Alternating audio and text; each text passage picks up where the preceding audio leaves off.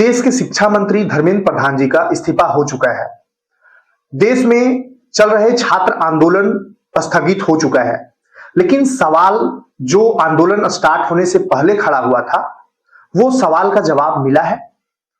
क्या शिक्षा में जो गड़बड़ी है, जो एग्जाम पैटर्न में गड़बड़ी है, जो पेपर लीक हो रहे हैं, जो छात्रों के भविष्य के साथ खेला जा रहा है, उसका सॉल्यूशन मिल गया? क्या कोई ये बता सकता है कि अब पेपर लीक नहीं होंगे?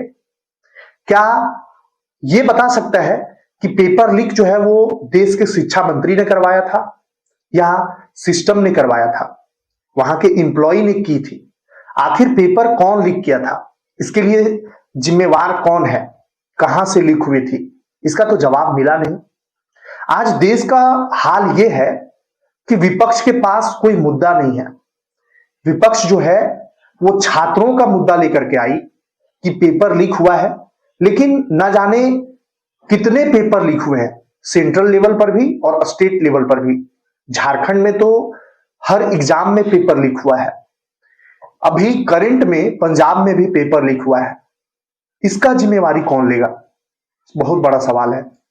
आखिर देश के जो शिक्षा मंत्री है, पेपर लीक करवाने में उन्हीं का रिस्पॉन्सिबिलिटी था।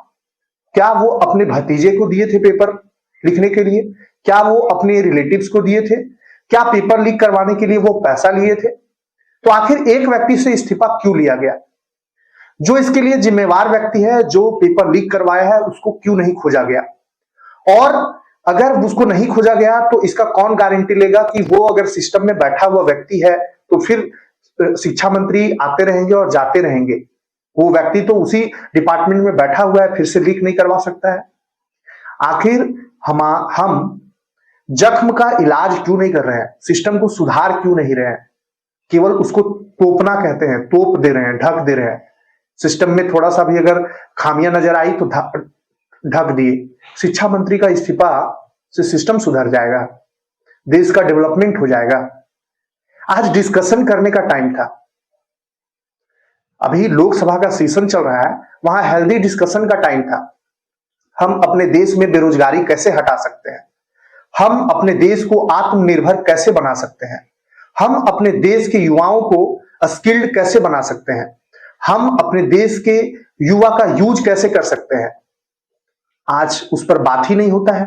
आज बात होता है धर्म पे, आज बात होता है जातिवाद पे, आज बात होता है आरएसएस पे, आज बात होता है पॉलिटिकल पार्टी बीजेपी और कांग्रेस पे। क्या ये प्रोडक्टिव बातें हैं? क्या उससे देश का कुछ कल्याण होने वाला है? बहुत बड़ा सवाल है। ये सब सवाल जो है, जब तक ये सब सवाल का जवाब नहीं मिलेगा तब तक देश का डेवलपमेंट नहीं होगा। देश आज बहुत बुरा स्थिति से गुजर रहा है। देश के पास मुद्दे नहीं है।